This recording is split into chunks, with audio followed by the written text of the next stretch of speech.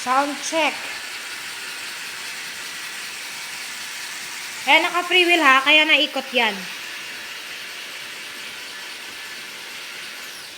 Ayan, sa front wheel naman.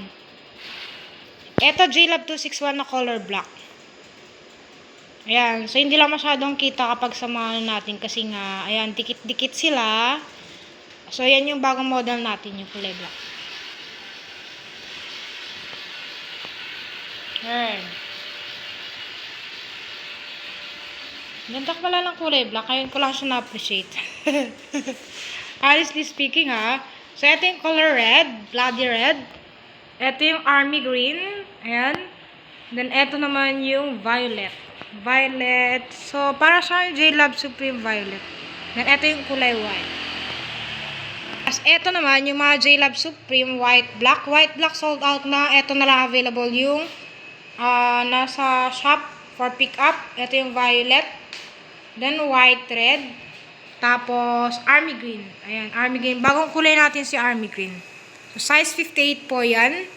JLab 261 is size 54. Ayan, kung gusto mo ng Solana alloy, so, ito yung black stripe, S300. S300 yun. Then, color red or bloody red, stainless. Color white, then color black. Ayan siya yung kulay black. Ayan.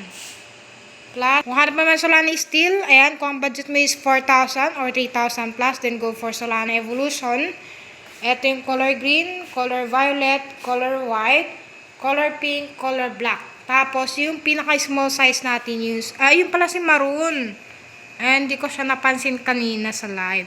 Pinakamalit natin na size 46, Solana Race Master, but then wala tayong stocks. Meron isa dito. Ayan yung tanong na bata nakaraan, yung pabalik-balik dito. Meron akong black dito na ni-reserve sa'yo. Ayan yung nag-iisang stocks lang talaga yun. So, pwede mong puntahan dito kung gusto mong bilhin. Kasi nga, ni-reserve ko yun para hindi ka na pabalik-balik. Ayan, nag-iisa lang yun, color black. Race Master, size 46, 3799. Solana Alloy, 5499. JLab 261, 91. JLab Supreme, 91. So yan, thank you and God bless. Bye-bye, ride safe palagi. And ingat po.